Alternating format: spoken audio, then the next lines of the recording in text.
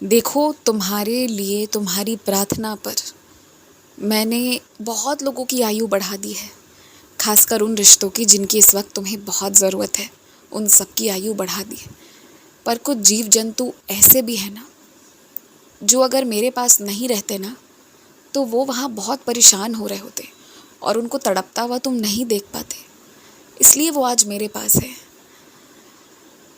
अधिकतर लोग तुम्हारे पास हैं, तुम्हें किसी रिश्ते की कोई कमी महसूस नहीं होने दे रहा। पर एक आधा चीज़ जो तुम्हारे पास नहीं है ना होने का दुख मत मनाओ। वो थे तो जो बात थी, उस एहसास को बस महसूस करो और उससे खुश रहो।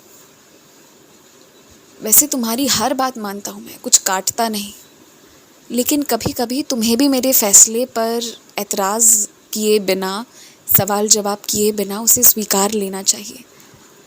मैं कैसे तुम्हारी आंखों में आंसू लाना चाहूँगा, और अगर उसके बावजूद भी आ रही है ना, तो समझ लो, यदि वो नहीं होता तो कुछ ऐसा होता जिस अनहोनी को तुम बर्दाश्त नहीं कर पाते। इसलिए जो हुआ है उसे स्वीकार करो, अच्छे के लिए हुआ है। आगे भी सब संभल जाएगा। तुम्हें अकेला नहीं छोड़ रहा हूँ, इस बात को आज इस वक्त याद कर लो। और पता है क्या, तुम्हारे सपने झूठे नहीं होते हैं, संकेत मिलते हैं तुम्हें। मैं पता है क्या, पहले तुम्हें कभी कभी डराना नहीं चाहता, पर तुम्हें सच्चाई दिखाना चाहता हूँ जिससे तुम डर जाते हो। पर मैं सच्चाई इसलिए दिखाता हूँ ना, क्योंकि मैं तुम्हारा विश्वास मेरे ऊपर दृढ़ करवाना चाहता हूँ कि कैसे यदि बुरा होना भी चाहे तो भी नहीं हो पाता। यही तो मैं समझाना चाहता हूँ कि मेरे रहते मेरे किसी भी बच्चे की कोई नुकसान नहीं होगी। पर याद रखना, जो तुम्हें सम्मान नहीं देता, तुम्हें इज्जत नहीं देता ना, अब उससे दूर रहो। उसके लिए बुरी बातें मत कहो, लेकिन सच बोलो। सच बोलना बेहद ज़रूरी है।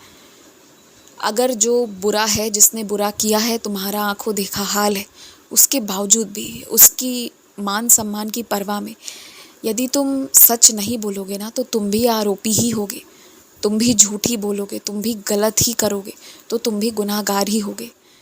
मैं ये नहीं कहता कि किसी की इज्जत डुबाओ, पर जिसने जैसा किया है सच बोलो।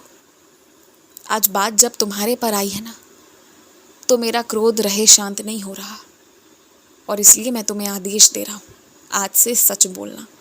अपनी तरफ से कुछ भी जोड़ना या तोड़ना मत। जो जैसे है ठीक वैसे ही उसका बखान करना। मुझे पता है तुम्हें कुछ लोगों के व्यवहार से बेहद ठेस पहुंचा है। भीतर ही भीतर तुम रो भी रहे हो, और तुम ये भी जान रहे हो कि वो लोग इतने मतलबी है ना, कि यदि ज़रूरत होगी तुमसे तो बहुत प्यार करेंगे, और जब ज़रूरत नहीं होगी, कोई फ़ायदा नहीं हो रहा होगा ना, तो वो तुरंत रिश्ते तोड़ने के लिए भी राज़ी हो जाएंगे। लेकिन एक बात और तुम समझ लो, तुम्हें रुलाकर अब कोई नहीं जा सकता। रुलाने वाला अब तुम्हारी ज़िंदगी में आ नहीं सकता। जिसने जो गलती की है वो तुमसे माफ़ी मांगेगा, शब्दों से नहीं, अपने कर्मों से माफ़ी मांगेगा। और एक बात कह रहा हूँ, सहायता करना अलग बात होती है, पर जहाँ ज़रूरत नहीं हो वहाँ पर बोझ ढोना गलत बात होती है। तो इस बात का भी ध्यान रखना, मेरे इशारों को समझो। मेरी कुछ बेटियों को ऐसा लगता है ना कि यदि उनकी मेहंदी काली ना हो तो उन्हें प्यार करने वाला जीवन साथी नहीं मिलेगा।